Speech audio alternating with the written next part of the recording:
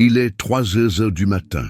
Vos yeux s'ouvrent brusquement, comme si quelqu'un vous avait secoué, mais il n'y a personne dans la chambre. Le silence est lourd. L'atmosphère semble épaisse, presque électrique. Votre cœur bat un peu plus vite que la normale. Immédiatement, une pensée traverse votre esprit. On m'attaque. Il y a quelque chose de mauvais ici.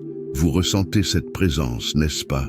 Cette sensation d'être observé alors que la maison est fermée à double tour. La réaction naturelle, celle que la plupart des gens ont, c'est la peur.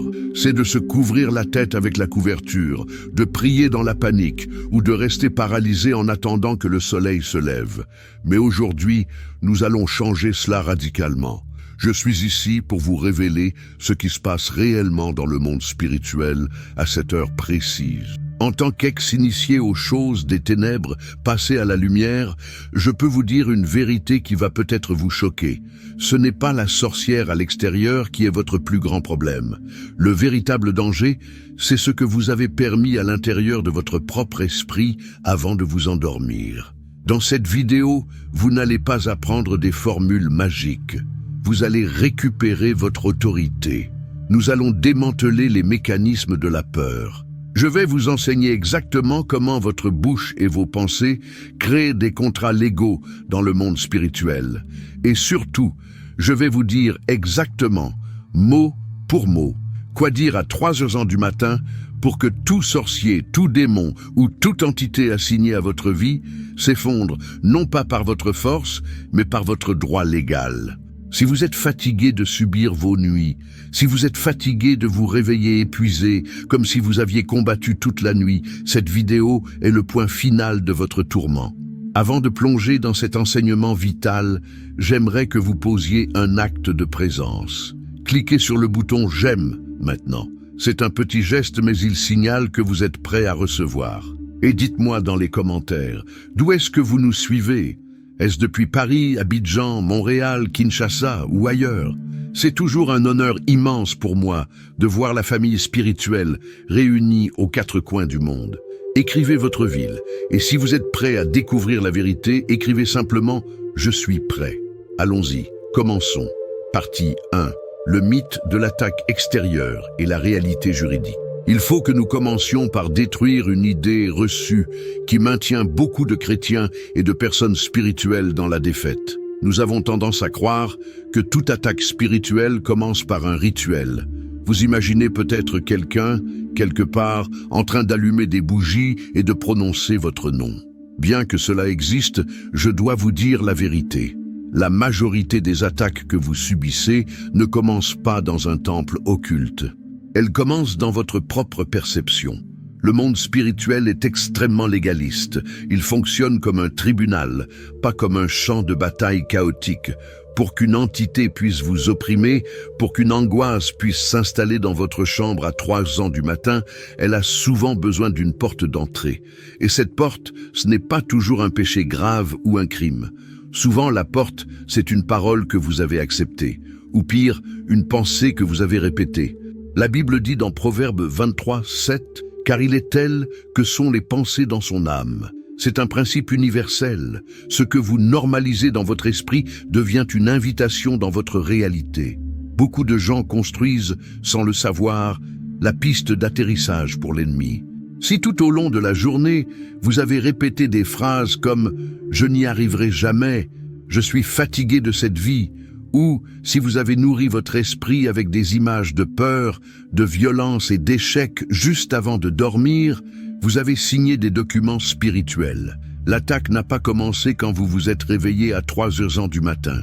Elle a commencé à 20h13, quand vous avez regardé ces nouvelles terrifiantes. Elle a commencé à midi, quand vous avez validé cette pensée de défaite. Nous devons cesser d'accuser les sorciers pour des portes que nous avons nous-mêmes ouvertes. L'autorité commence par la responsabilité.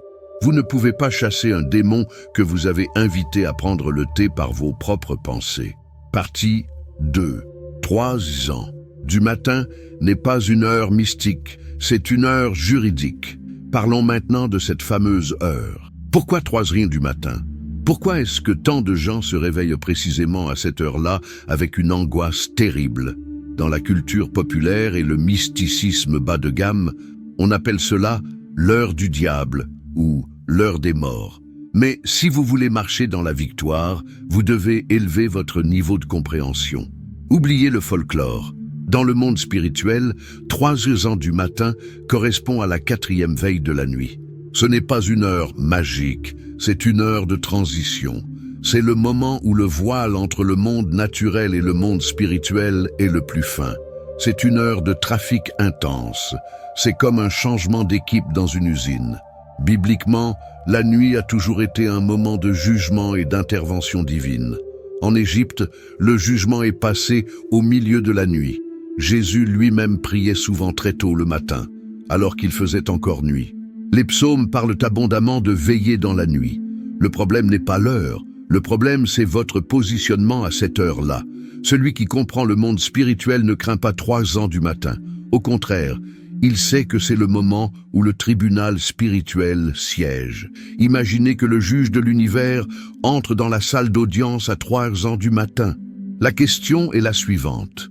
Quand il regarde vers votre maison, que voit-il?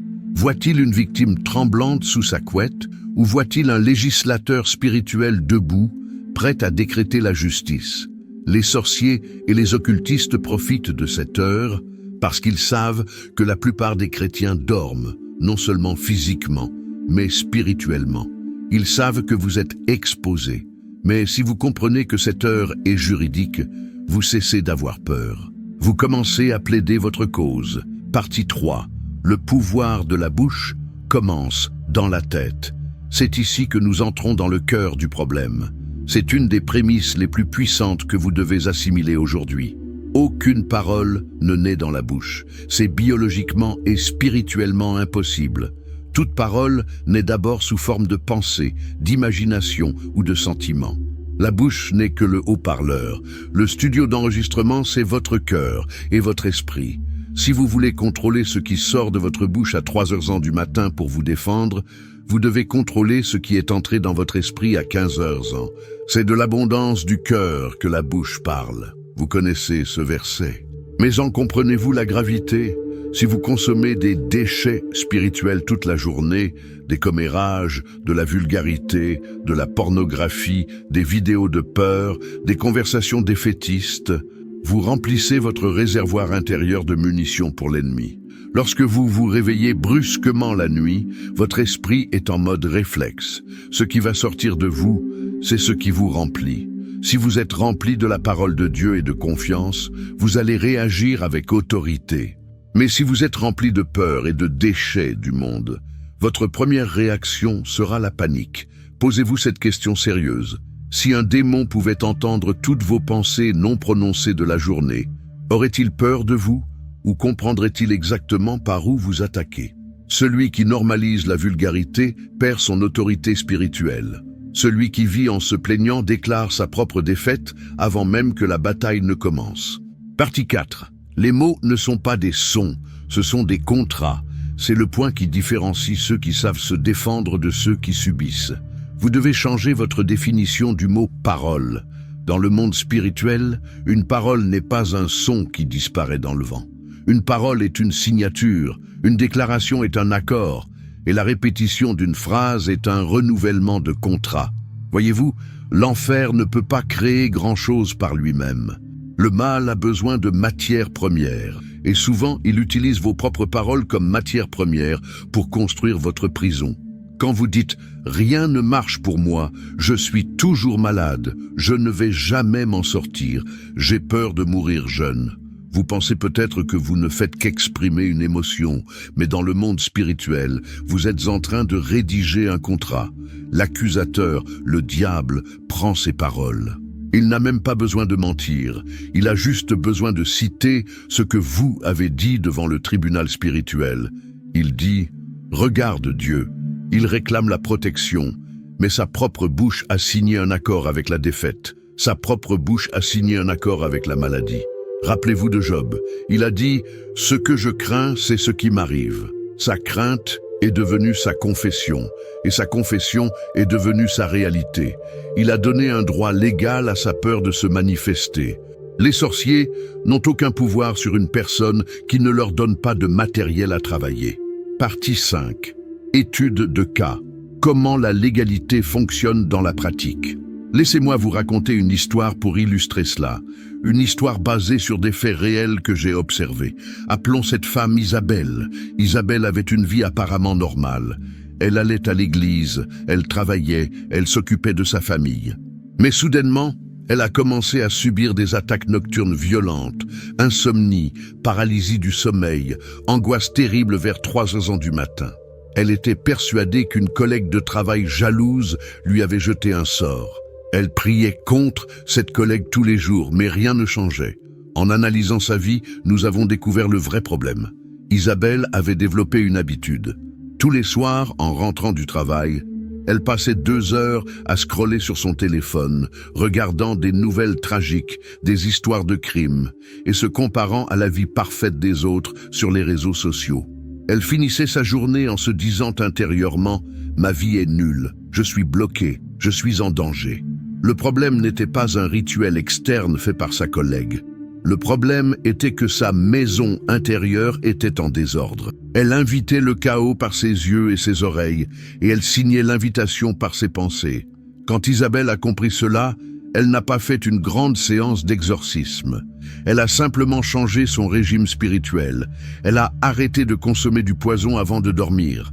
Elle a commencé à déclarer la gratitude au lieu de la plainte. Et vous savez quoi? Les attaques ont cessé immédiatement. La morale est simple. Quand la maison est alignée, l'envahisseur perd son accès. Si vous fermez la porte légale, le sorcier reste dehors. Partie 6. Ce qu'il faut dire à 3 heures du matin. Le protocole d'autorité. Maintenant, venons-en à la pratique. Vous vous réveillez à 3 heures du matin. L'atmosphère est lourde. Que devez-vous dire? Attention, il ne s'agit pas de répéter des phrases comme un perroquet. Le monde spirituel ne respecte pas les perroquets. Il respecte l'identité et l'autorité. Ce n'est pas du théâtre. Voici la structure d'autorité que vous devez adopter. Elle se compose de 4 piliers. La reconnaissance de la souveraineté. Vous commencez par établir qui est le chef, l'annulation des accords. Vous brisez les contrats que vous avez signés par erreur. La déclaration de couverture, vous délimitez votre territoire. Le silencement de l'accusateur, vous ordonnez au mal de se taire. Jésus, quand il a été attaqué dans le désert par Satan, n'a pas crié, il n'a pas pleuré, il n'a pas appelé les anges à l'aide en panique. Il a répondu avec une parole consciente, il est écrit. Il a utilisé la loi de Dieu pour fermer la bouche de l'ennemi. Vous devez faire pareil, pas avec émotion, mais avec une froide détermination. Vous devez parler à l'atmosphère de votre chambre comme un roi parle dans sa cour, pas comme un prisonnier parle dans sa cellule. Partie 7. Le danger du silence. Il y a un piège subtil ici. Certains se disent « Je ne vais rien dire, je vais juste avoir peur en silence sous ma couverture ». Écoutez-moi bien, le silence aussi parle dans le monde spirituel. Il y a un proverbe humain qui dit « Qui ne dit mot consent ». C'est aussi une loi spirituelle. Ne pas réagir spirituellement face à une oppression, ce n'est pas de l'humilité, c'est de l'omission d'autorité. C'est une capitulation. Si vous vous réveillez oppressé et que vous acceptez cette oppression sans ouvrir la bouche pour déclarer le contraire, votre silence dit à l'entité présente « Tu as le droit de rester ». Je ne te résiste pas. Il y a des moments pour le silence sacré, le silence de la méditation. Mais quand l'ennemi attaque, le silence est votre ennemi. Vous devez verbaliser votre autorité. La lumière ne négocie pas avec les ténèbres en silence. La lumière brille et les ténèbres disparaissent. Vous devez briller par votre parole audacieuse. Partie 8.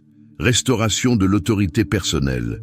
Si vous ne surveillez pas votre bouche et votre esprit, il y aura des conséquences. Ce n'est pas Dieu qui vous punit, c'est simplement la loi de la semence et de la récolte. La confusion émotionnelle, les cycles d'échecs répétitifs, la stagnation spirituelle, les relations brisées, tout cela est souvent le fruit d'une atmosphère que nous avons nous-mêmes autorisée. Mais la bonne nouvelle, c'est que l'autorité spirituelle, ça s'entraîne. C'est comme un muscle. Cela ne dépend pas de votre titre à l'église. Cela ne dépend pas de depuis combien de temps vous êtes chrétien. Cela dépend de votre niveau de conscience. Qui gouverne sa propre bouche a déjà gagné la moitié de la guerre. Alors, pour conclure cet enseignement avant de passer à la prière, ne craignez pas la nuit. Ayez plutôt soin de ce que vous transportez dans la nuit. Quand vous savez qui vous êtes, quand vous savez que votre parole alignée avec Dieu est un décret royal, aucune surveillance, aucune projection astrale, aucune sorcellerie ne peut rester active dans votre présence. Il s'effondre parce qu'il ne trouve plus de prise légale sur vous. Maintenant, nous allons passer à l'action. C'est l'un des moments les plus importants de ce partage. Je sais que cet enseignement a peut-être remué des choses en vous. Peut-être réalisez-vous que vous avez parlé contre vous-même. Peut-être réalisez-vous que vous avez laissé la peur signer des contrats dans votre vie. Je veux que vous sachiez une chose. Il n'y a aucune condamnation pour ceux qui sont prêts à changer. Dieu ne vous montre pas cela pour vous accuser, mais pour vous libérer. Il veut vous redonner les clés de votre maison. Je vais faire une prière très spéciale avec vous. Je l'appelle la prière des nœuds. Nous allons défaire les nœuds juridiques qui vous liaient. Nous allons annuler les paroles de mort. Nous allons nettoyer l'atmosphère de votre maison. Je vous invite, là où vous êtes, à vous calmer. Si vous le pouvez, fermez les yeux. Imaginez que vous êtes devant le trône de grâce. Soyez serein, soyez confiant. Dieu est pour vous. Nous allons sceller cet enseignement dans votre esprit et briser tout lien ancien. Prions ensemble. Vous pouvez répéter ces paroles après moi ou les dire dans votre cœur avec foi. Père Céleste, je me présente devant toi en ce moment, non pas avec peur, mais avec l'assurance de mon identité en Christ. Seigneur, je te demande pardon pour toutes les fois où j'ai utilisé ma bouche pour signer des contrats de défaite. Je demande pardon pour avoir nourri des pensées de peur, d'échec et de mort. Je reconnais que tu es le seul souverain de ma vie et de cette maison. Maintenant, par l'autorité du nom de Jésus, je me tiens dans le tribunal spirituel. J'annule toute parole négative que j'ai prononcée contre moi-même. Je déchire tout contrat de peur que j'ai signé dans mes moments d'angoisse. Je déclare que ces accords sont nuls et sans effet, effacés par le sang de Jésus. Je m'adresse maintenant à toute entité, tout esprit ou toute projection assignée à ma nuit. Je vous retire votre droit légal. Je vous retire votre accès à mes pensées et à mes émotions. Parce que ma maison est une maison de prière et de lumière, vous n'avez plus de place ici.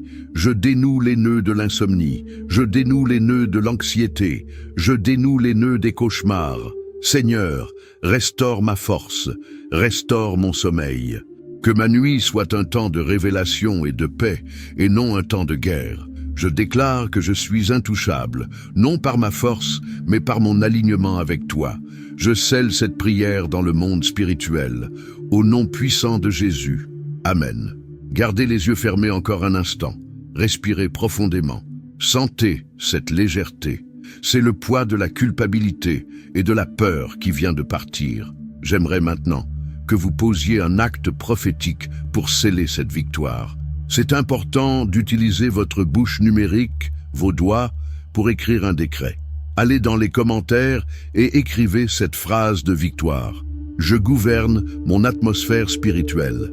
Écrivez-le, je gouverne mon atmosphère spirituelle. En écrivant cela, vous plantez un drapeau sur votre territoire. Vous informez le monde spirituel que le propriétaire est réveillé. Profitez-en aussi pour lire les commentaires des autres. Vous verrez que vous n'êtes pas seul dans ce combat. Si vous avez un témoignage, ou si vous avez ressenti une libération pendant cette prière, partagez-le brièvement. Votre témoignage peut être la clé qui libérera quelqu'un d'autre qui lit les commentaires en ce moment même. Soyez une lumière pour la communauté. Et enfin, si ce message vous a donné des armes que vous n'aviez pas, assurez-vous d'être abonné à la chaîne. Nous construisons ici une armée de gens éveillés, pas paranoïaques, mais puissants et sages. Activez la cloche pour ne pas manquer notre prochaine rencontre, car nous irons encore plus loin. Partagez cette vidéo avec une personne que vous savez être tourmentée la nuit. Soyez l'instrument de sa délivrance aujourd'hui. Je vous laisse sur cette paix. Rappelez-vous, vous n'êtes pas une victime, vous êtes un gardien. Dormez bien, vivez fort et à très bientôt. Que la paix soit avec vous.